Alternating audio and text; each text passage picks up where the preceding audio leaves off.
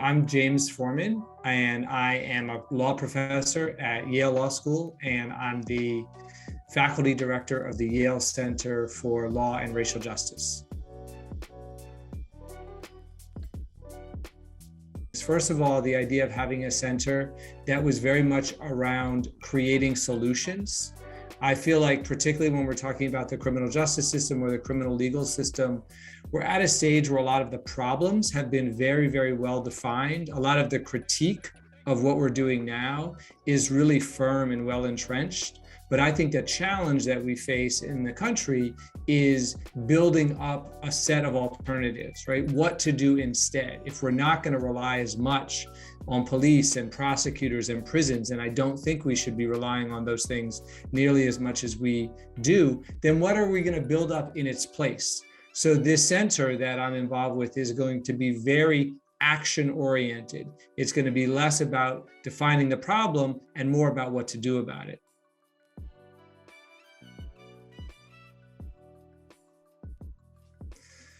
Well, it's a system with so many problems that it feels like almost everything is pressing.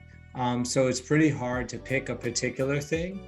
But I guess if you were forced me to pick one, I would say the number of people that we have who are serving extraordinarily long sentences, many of which were handed down in the 80s and the 90s, sentences that are longer than what people would get today.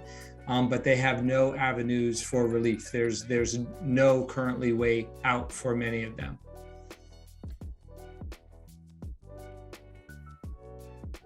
One of the cases that comes to mind is a young man that I represented, and I'll change his name. I'll call him Brandon for the purposes of these conversations. But he was facing sentencing in juvenile court for possession of a gun and possession of a small amount of marijuana. And I was his public defender. I was representing him. I had letters from a teacher and a counselor at his school. His parents were there in court with him. They were all asking for a second chance. They were all asking for him to go home. And the prosecutor in the case was asking for him to be locked up in a place that we called a juvenile, it was actually officially called the Children's Center, but it was just as brutal and just as awful as the worst prison that you can conjure up in your imagination. And the judge ended up putting him there. The judge ended up locking him up. And it just seemed to me that it was an example of a system that wasn't really thinking about the damage that was going to be done to Brandon by being placed in this setting. It was his first arrest. It wasn't really thinking about how that setting would just make him worse off and make him more likely to come back, drop out of high school, not be able to get a job, and get rearrested. So it seemed extremely vindictive and short-sighted.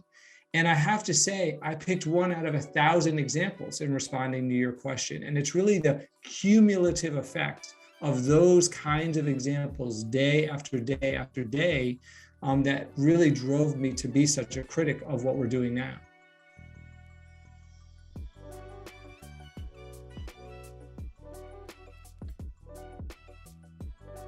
One or two things that I'm most proud of. So I think I would say probably two come to mind. Winning the Pulitzer Prize for my book was, probably the kind of obvious, biggest career accomplishment, if you will. But probably the thing for me that's most meaningful was starting an alternative school in Washington, D.C., named after the poet Maya Angelou. And this was a school that was started for young people in the juvenile court system. It was actually started for young people like Brandon, right? It was to try to give judges more alternative options than juvenile prison when young people were in front of them.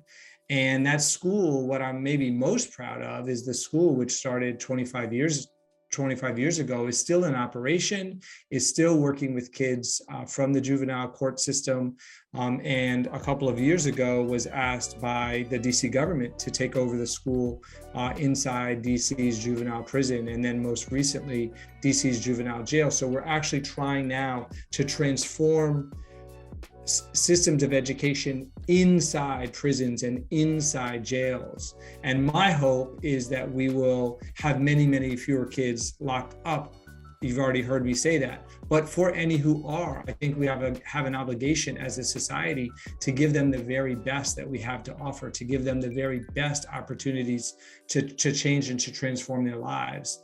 And so working on creating excellent educational systems in those settings is something that I'll always be proud of.